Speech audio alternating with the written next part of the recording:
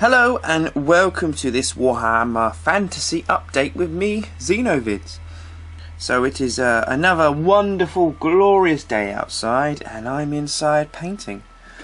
Look at all the paints. This is just about half of my paint range that I use, and all of these I use on my High Elves and my Ogres that I've just got. I've got an Ogre Tyrant that I've painted up just there, and a High Elf Mage, which I wanted to show you, so you can see the colour scheme that I've been going for, and just see what your opinion is, really. So this is the Ogre Tyrant. What I particularly love is the paint range from Games Workshop Blood for the Blood God, which has made the sword all gory. So the colour scheme I went with was using just simple flesh tones that you can find tips for on the internet quite easily. It is this one right here. Basically use Cadian flesh tone and then wash with Reichland flesh and go over with Cadian flesh tone again, and you get this kind of a tone. So I've gone more with some simple metals of dark metals first, lead belcher, and then dry brushing onto that iron breaker and using Nuln Oil to pick out the details. Golds has been Balor Brown and the old Shining Gold.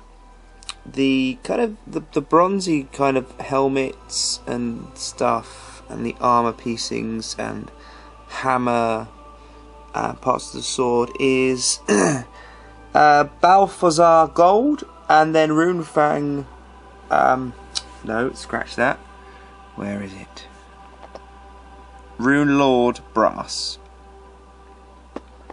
And then dry brush iron breaker on top of that. The Fang blue is used for the trousers, and just get a bit more of that detail, of that blood. But yeah, this is my Ogre Tyrant. I've chipped off the little goblin-y thing that was on his shoulders because I didn't really like it, and he just looks like a combat beast. Simple basing technique, sand, dry brushing some browns and bleach bones on it, and then putting some grass and some stones on it. All in all, this model is awesome to paint, very easy to do. It took me an evening and a bit, I think, to really get it up to this standard, and I love it. All the little intricate details and contrasting colours. So yeah, that's the Ogre Tyrant. I've also done the High Elf Mage that you get in the Island of Blood set.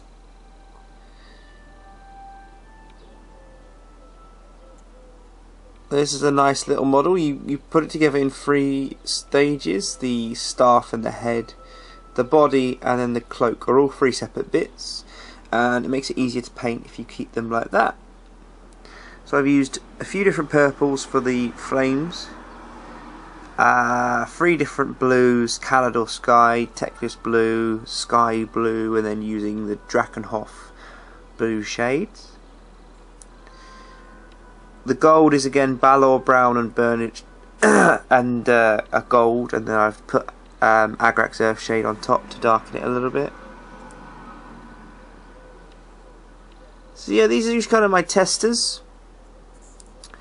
My reintroducing myself to fantasy models, and just to see how I enjoy them too. I really enjoyed the Ogre because it's bigger, I think, but the High Elf does look really cool with its little details. What I'm going to be doing next is I'm halfway through this Man-Eater guy. I've started putting all the basing colours on, ready to kind of do dry brushing, shades, and kind of play around with the colours. I'll do an update video on him. And I've also got a Swordmaster, which hasn't been done yet. What I like to do is snip them off their little bases, and then I can just, I'll show you on the Ogre one, then I can base the thing and then super glue the feet onto it, and then it looks like he's walking on top of the base rather than having to fiddle about with gluing around his feet and doing stuff like that. So yeah, just a quick update of my painting so far for my High Elves and Ogres. Thanks very much for watching. I'll keep you posted on more updates.